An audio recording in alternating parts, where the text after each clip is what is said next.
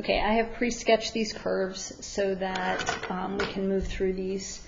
What we have here first is that we want to find the volume of this solid generated by revolving this region bounded by the sideways parabola and this linear function about the y-axis.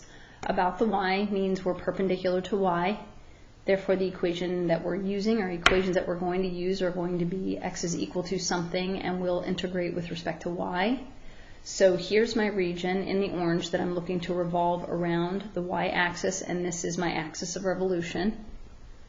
Okay, and our big R, which is going to be the larger radius, is going to be from the furthest right all the way to the axis of revolution, which is why I've written it as 2y minus y squared. Then we have our smaller radius, which is going to be from the function that's on the left, from the linear function to 0, which in this case is what x is equal to. So what we now need, because this isn't scaled at all, would be our bounds. So the bounds here would be when we would set this equal to this.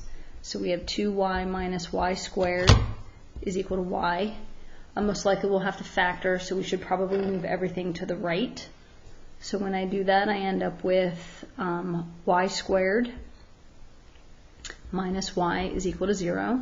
Factor out a y. So that means my bounds are going to go from 0 to 1. So these are my bounds. Okay, I need those. Right. So now we just have to write our volume setup. So the volume is going to be equal to pi times the integral from 0 to 1, okay, of our big R squared. So this is 2y minus y squared minus, so this would be the circular region that would be created just by this outer region, and then minus y squared, which is going to be the inside, and this is all with respect to y. So in this case, we're going to do this without a calculator. So we have pi times the integral from 0 to 1. We actually have to FOIL this out, which becomes y to the 4th minus 4y cubed plus 4y squared minus y squared dy. When I combine these, it becomes 3y squared.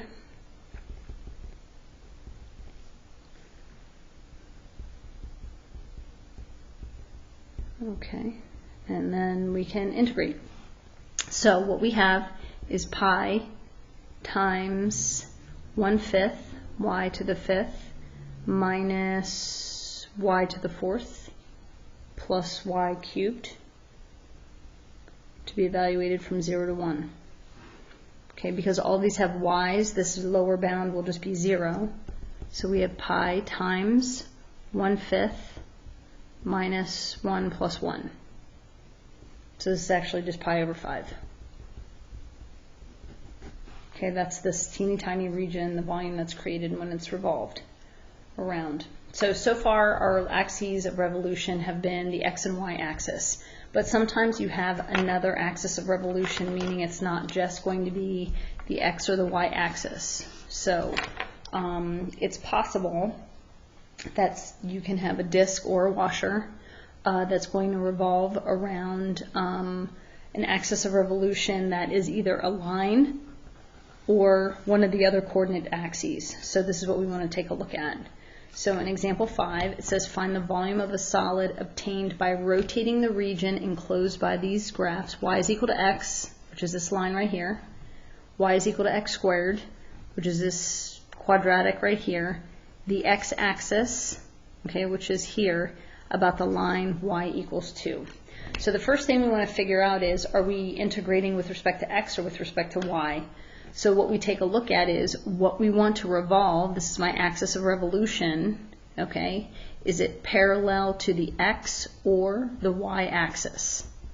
So when I take a look, this is parallel to the x-axis. Okay, and what that indicates is that this would behave as if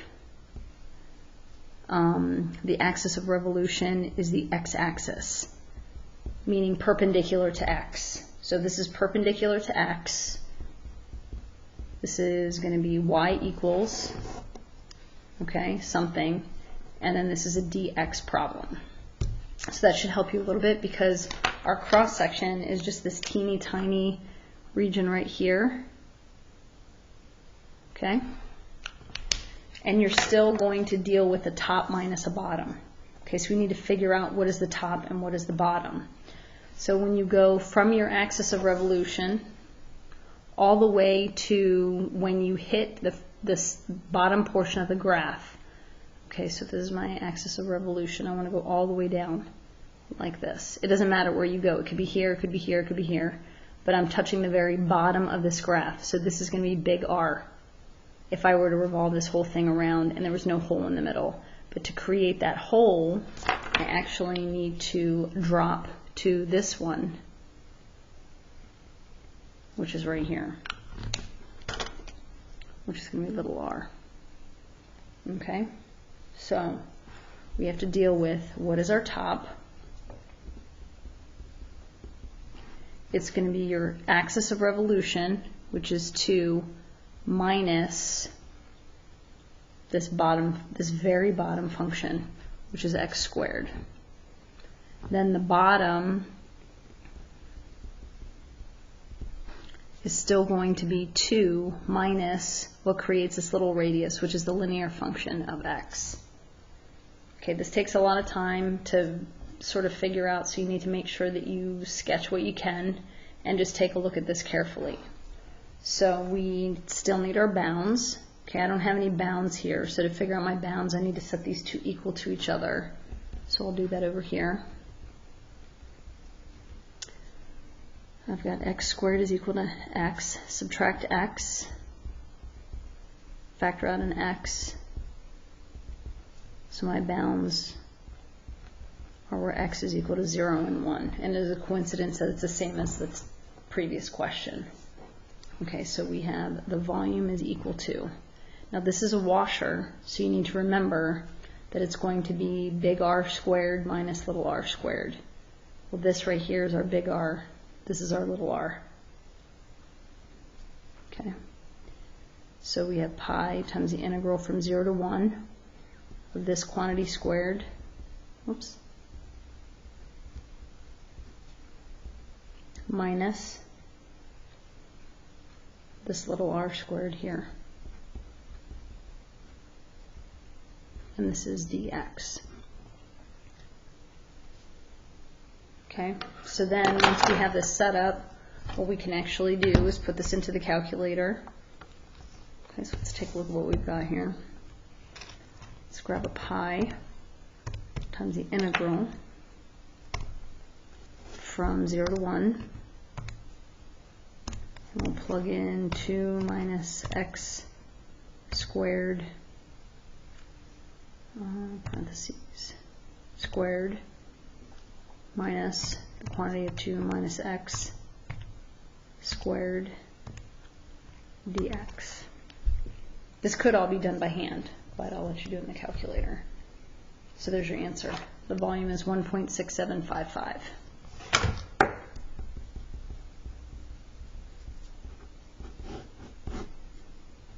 Okay. Okay, that was with respect to x. So now let's see what happens when it's with respect to y and what you're looking for. So again, here it says find the volume of a solid generated by revolving the region bounded by the following graphs. X is equal to y squared, which is a sideways parabola opening to the right, which I've already graphed over here, and x is equal to 4, which is a vertical line. Okay, so this is the bounded region. So I'll highlight it in green here. This is the bounded region right here.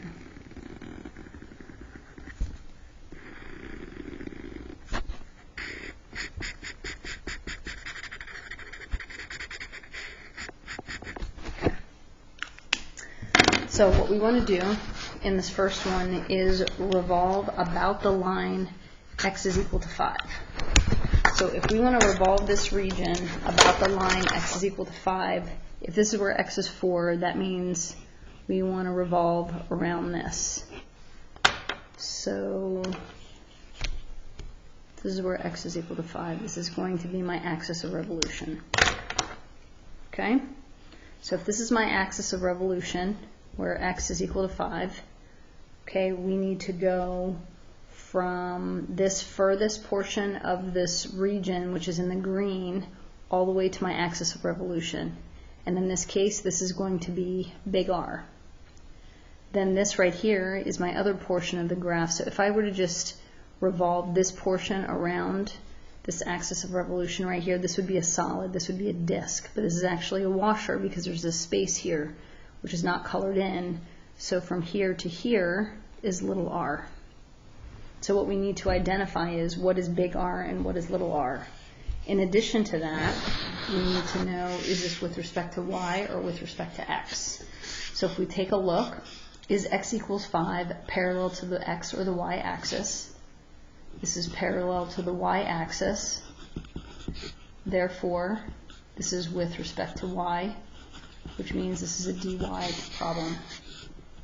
Both of these. Okay? So this will be part A. So when we identify our big R, this is actually going to be right minus my far left. So big R is going to be 5 minus y squared. It's still the same procedure, right minus left when it's with respect to y. So that means little r is going to be right minus left. I'm looking over here, it's going to be right minus left. So in this case, it's 5 minus 4. It's kind of easy because it's a number. Okay, so our volume is equal to, I need my bounds. I have no bounds here. So that means I need to take y squared and set it equal to 4. Y squared is equal to 4. Y is equal to plus or minus 2. Okay, that's not too bad. So that means I go from negative 2 to positive 2. Okay. So we'll do the setup and then do everything else in the calculator. So the volume is going to be equal to pi times the integral from negative 2 to 2. It's going to be big R squared, which is 5 minus y squared squared, minus 1 squared because it's 5 minus 4. And this is all dy. So literally I could type it into the calculator. This is what I see. So let's see what we get. Let me clear all this out. So we've got our pi here times the integral from negative 2 to 2 of 5 minus, and I'm using x because that's the variable that I have. Oops. Squared. Minus 1 dx. See if I get the right answer. 174.2536. So that's my volume.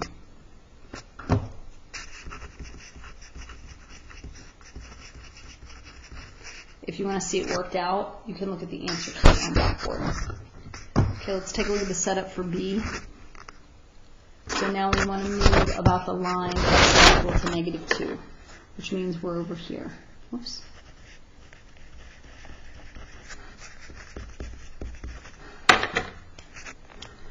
Okay, so now we need to think about this as a brand new problem. Okay, so we have to pretend that this stuff is not over here. So this is the region that I'm looking at. Okay, I'm not even thinking about this orange, so I need to start over, so I'm ignoring that this is here.